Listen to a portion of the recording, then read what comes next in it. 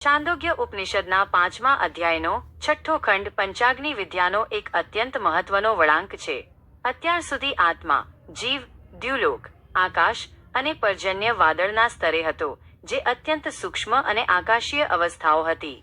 હવે આ ખંડમાં એ રહસ્ય પ્રગટ થાય છે કે કેવી રીતે તે સૂક્ષ્મ ચેતના આપણી ધરતી, પૃથ્વીના સંપર્કમાં આવે છે અને મનુષ્ય દેહ ધારણ કરવા માટેનું પ્રથમ સ્થૂળ પગથિયું ભરે છે. તૃતીય અગ્નિ, પૃથ્વી અને જીવનના અંકુરનું રહસ્ય. અધ્યાય 5, ખંડ 6. 1. પ્રસ્તાવના: આકાશથી ધરતી સુધીનો સેતુ.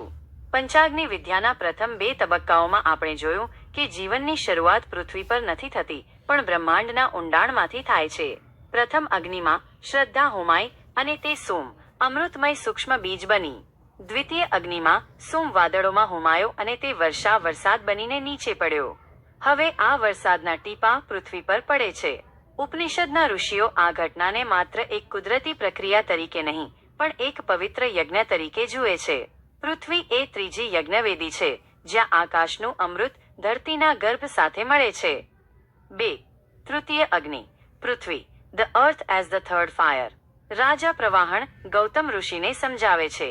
પૃથિવી વાવ ગૌતમાગ્નિસ્તાસ્યાહ સંવત્સર એવ સમેત. અર્થાત, હે ગૌતમ, આ પૃથ્વી પોતે જ ત્રીજો અગ્નિ છે. આ પૃથ્વીરૂપી અગ્નિના અંગોનું વર્ણન નીચે મુજબ છે, જે અત્યંત પ્રતીકાત્મક છે. અ. સમેધ, બળતણ, સંવત્સર, સમય વર્ષ. સામાન્ય અગ્નિને લાકડા સળગાવે છે, પણ પૃથ્વી પર જીવનના ચક્રને કોણ સળગાવે છે? સંવત્સર એટલે કે સમય. પૃથ્વી પર ઋતુઓનું જે ચક્ર ચાલે છે, શિયાળો, ઉનાળો, ચોમાસું, તે પૃથ્વીની ફળદ્રુપતા અને ઉત્પાદકતા માટેનું બળતણ છે. જો સમયનું આ ચક્ર અટકી જાય તો પૃથ્વી પર અન્ન ઉત્પન્ન થઈ શકે નહીં. બી. ધુમાડો, આકાશ, સ્પેસ એથર. પૃથ્વી પરથી જે વરાળ ઉપર જાય છે, અથવા પૃથ્વીની ઉપર જે શૂન્યાવકાશ ફેલાયેલો છે, તેને આ યજ્ઞનો ધુમાડો કહેવામાં આવ્યો છે. તે પૃથ્વી અને આકાશ વચ્ચેના જોડાણનું પ્રતીક છે. ક. જ્વાળા, ફ્લેમ, રાત્રિ, નાઇટ. અહીં એક ગહન રહસ્ય છે. અગ્નિની જ્વાળા પ્રકાશ આપે છે, પણ પૃથ્વીરૂપી અગ્નિની જ્વાળા રાત્રિ છે. શા માટે? કારણ કે રાત્રિ દરમિયાન જ પૃથ્વી પોતે શાંત થઈને અન્નને પકવવાની અને જીવનને પોષવાની પ્રક્રિયા કરે છે. રાત્રિ એ ગર્ભાવસ્થા અને શાંતિનું પ્રતીક છે. ડ. અંગારા, એમ્બર્સ. દિશાઓ, ડિરેક્શન્સ. પૃથ્વીની ચારેય દિશાઓ, પૂર્વ, પશ્ચિમ, ઉત્તર, દક્ષિણ, એ આ યજ્ઞના અંગારા છે. આ દિશાઓ જ પૃથ્વીના વિસ્તારને અને તેની શક્તિને જકડી રાખે છે. ઈ. તણખા, વિદિશાઓ, ઇન્ટરમીડિયેટ ડાયરેક્શન્સ. ચારેય ખૂણાઓ, ઈશાન, અગ્નિ, નૈઋત્ય, વાયવ્ય એ આ અગ્નિના તણખા છે. તે બતાવે છે કે જીવનનો અંશ પૃથ્વીના ખૂણે ખૂણામાં વ્યાપ્ત છે. 3. પૃથ્વી યજ્ઞનું કોષ્ટક. Structure of the earth fire. યજ્ઞનું અંગ. પૃથ્વી ત્રીજો અગ્નિ. અગ્નિ, પૃથ્વી, ધરતી. સમિધ, બળતણ. સંવત્સર, સમય વર્ષનું ચક્ર. ધુમાડો, આકાશ, સ્પેસ. જ્વાળા, રાત્રિ. અંગારા, દિશાઓ, 4 ક્વાર્ટર્સ. તણખા, વિદિશાઓ, ઇન્ટર ક્વાર્ટર્સ. 4. આહુતિ અને ફળ, અન્નની ઉત્પત્તિ. આ ત્રીજા અગ્નિમાં આહુતિ કોની આપવામાં આવે છે? રાજા કહે છે, તસ્મિન નેત્સ્મિન્નગ્નૌ દેવા વર્ષ જુહ્વતી. તે આ પૃથ્વી અગ્નિમાં દેવતાઓ વર્ષા એટલે કે વરસાદની આહુતિ આપે છે. ગયા ખંડમાં જે વરસાદ તૈયાર થયો હતો, તે હવે પૃથ્વીરૂપી યજ્ઞકુંડમાં હોમાય છે. આ માત્ર પાણી પડવાની ક્રિયા નથી, પણ આકાશની ચેતનાનું ધરતીના જળ તત્વો સાથેનું મિલન છે. ફળ, અન્નની ઉત્પત્તિ, ક્રિએશન ઓફ ફૂડ. તસ્યા આહુતૈ અન્નમ સંભવતી. તે આહુતિમાંથી અન્ન ઉત્પન્ન થાય છે. આ સૌથી ગૂઢ વાત છે. વરસાદ જ્યારે ધરતી પર પડે છે, ત્યારે તેમાંથી ડાંગર, જવ, ઘઉં, ઔષધિઓ અને વિવિધ વનસ્પતિઓ જન્મે છે.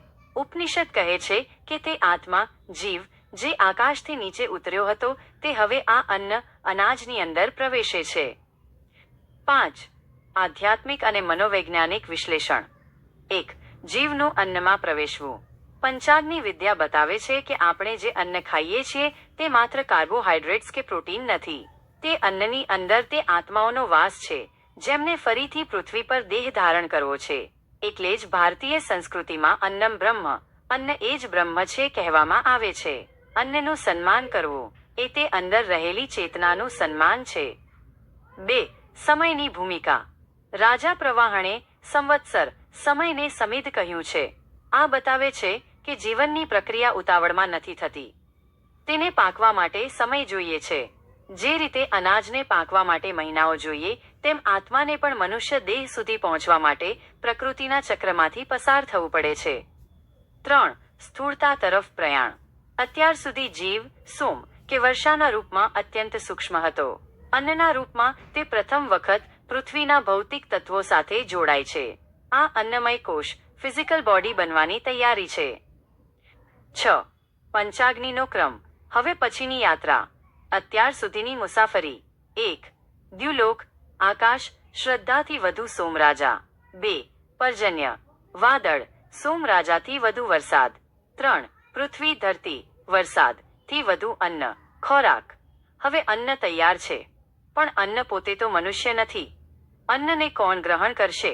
હવે ચોથો અગ્નિ આવશે, પુરુષ. જ્યારે પુરુષ આ અન્નને ગ્રહણ કરશે, ત્યારે તેના શરીરમાં ચોથો યજ્ઞ થશે. તેમાંથી શું બનશે? તેમાંથી વીર્ય બીજ ઉત્પન્ન થશે. 7. નિષ્કર્ષ. જીવન એ પ્રકૃતિનો આશીર્વાદ છે. આ છઠ્ઠો ખંડ આપણને એ અહેસાસ કરાવે છે કે આપણે જે ખોરાક લઈએ છીએ તે કેટલો પવિત્ર છે. તે આકાશના અમૃત અને ધરતીના ધૈર્યનું મિશ્રણ છે. પૃથ્વી પરનું જીવન એ આકસ્મિક નથી, પણ એક સુનિયોજિત બ્રહ્માંડીય યજ્ઞનું ફળ છે.